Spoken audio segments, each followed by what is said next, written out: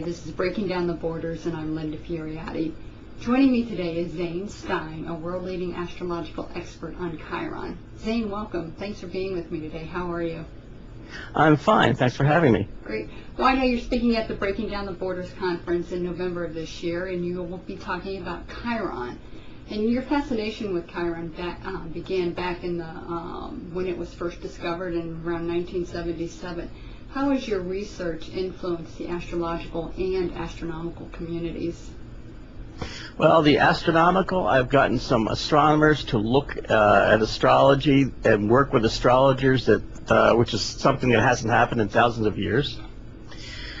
And astrological, I was a very zealous researcher, and I basically, just like somebody who's quit smoking, he wants everybody to quit smoking. When I found Chiron, I pushed everybody to look into Chiron. You'll find Chiron basically all over in just about every bit of software that does astrology, in almost all astrological textbooks and ephemeris. And I don't think Chiron would be used very much, if at all, if it hadn't been for the initial work. And then how would you define Chiron as an astrological body? How would I define Chiron? Well, basically, it is, physically, it is actually a comet nucleus that never turned into a full-fledged comet. So it's unusual. It's not a planet. It's not an asteroid. It's basically a centaur. It's a whole classification all of itself. And astrologically, if I were to come up with a phrase for it, I like the one my mentor Al Morrison came up with. He called it an inconvenient benefic. And what would that mean? Your life is better as a result, but boy, does it feel like a pain in the where in the meantime. Right. That's why it's referred to, I guess, as the wounded healer, right? Yeah, the wounded healer basically comes from the story of the centaur Chiron, who was wounded by a poison that was incurable, but he was immortal, so he could heal everybody except himself. That's where the wounded healer concept came from. What do you think the future holds for Chiron as an astrological or astronomical centaur or comet? I'm not sure I understand your question. Well, Sorry. do you think it's going to be reclassified at all? Where do we go just from an astronomical standpoint? Well, it's not going to be reclassified because it has two classifications. Okay. It is considered it's classed as a minor planet, and it's classed as a comet.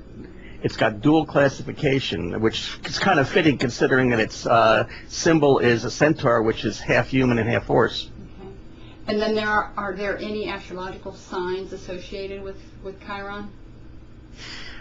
Chiron doesn't rule a sign, and it's kind of good that it doesn't, because several thousand years from now it'll probably start turning into a comet and eventually melt, and then we'll lose the sign ruler. Okay. So it's kind of good.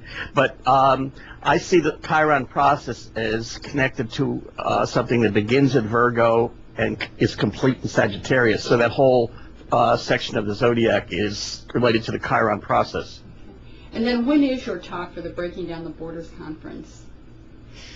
It's on November 19th, which is a Friday, at 6 p.m. Eastern Standard Time. And if people want to learn more about your talk, is there a conference website or anything? Yeah, it's astrologyconference.org. And then how can they learn more about Zane Stein and all of your work with Chiron?